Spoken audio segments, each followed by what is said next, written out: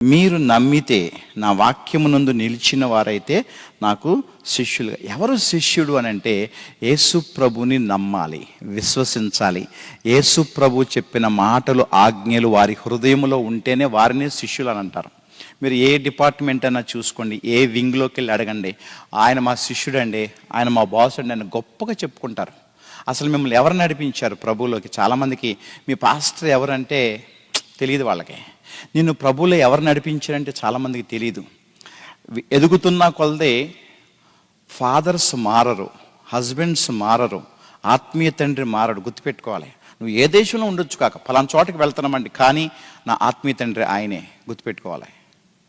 ఇక్కడ రావచ్చు, రాకూడదు అంటలే. ఇక్కడ చర్చిగా వస్తాం, ఫెలోషిప్ ఉంటుంది, అన్ని కార్యక్రమాలు మనం పాలు పంపులు పొందుతాం. కానీ నేను ప్రభువులోకి ఎవరు నడిపించారు? నీ తండ్రి ఎవరు? మర్చిపోకూడదు. తండ్రులు మారరు, హస్బెండ్స్ మారరు, గురువులు మారరు, దైవ సేవకులు ప్రభువులోకి నేను నడిపించిన వారు మారరు. మర్చిపోతే ఏం చేయలేం. అయితే ఇక్కడ మీరు నా శిష్యులు ఎప్పుడవుతారంటే, నా ఆజ్ఞలు, నేను చెప్పిన వాక్యమునందు మీరు నిజముగా నిలిచి ఉన్నట్లయితే మీరు నాకు శిష్యులు అవుతారు. ఎవరు శిష్యుడు? నేను యేసుప్రభు శిష్యుని. చాలామంది మేము క్రైస్తవులు అంటారు. క్రైస్తవులు అంటే ఎవరు? క్రీస్తుని వెంబడించేవారు. ఇది ఒక కులము, మతము, వర్ణము, వర్గానికి సంబంధించింది కాదు.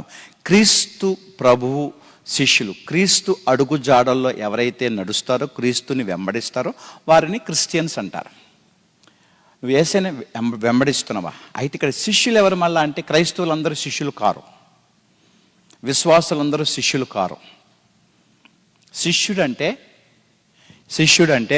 శిష్యుడు కోసం ప్రాణం పెడతాడు, గురువు కోసం ప్రాణం పెడతాడు, తన కోసం కాకుండా ఎవరి కోసమైనా త్యాగం చేస్తాడు. యేసుప్రభు యోహాను సువార్త 15వ అధ్యాయంలో చక్కటి మాట చెప్తాడు తెలుసా? తండ్రి నన్ను ప్రేమించిన ప్రకారము నేను మిమ్మల్ని ప్రేమించినట్లుగా మీరు ఒకరినొకరు ప్రేమించుకోవాలి. ఎలాగా తెలుసా? ప్రాణం ఇచ్చేటంత ప్రేమ. యేసుప్రభు అదే చెప్పాడు. మనం ఏం చేస్తామంటే ప్రేమిస్తాము, ప్రేమల్లో స్వార్థం ఉంటుంది. ప్రేమించిన తర్వాత ఏదో చేసి ఇచ్చిన తర్వాత వెనకాల వచ్చి చదువుతూ ఉంటాం, అది చేసాము, ఇది చేసాము, ఇలాగా అలాగా వెనకాల మాట్లాడుతూ ఉంటాము, రికార్డ్ అవుతూ ఉంటుంది.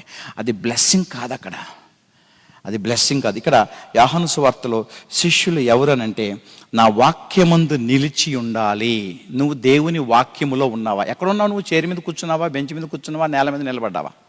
ఒక క్రైస్తవుడు దేవుని వాక్యములో నిలిచి ఉండాలి.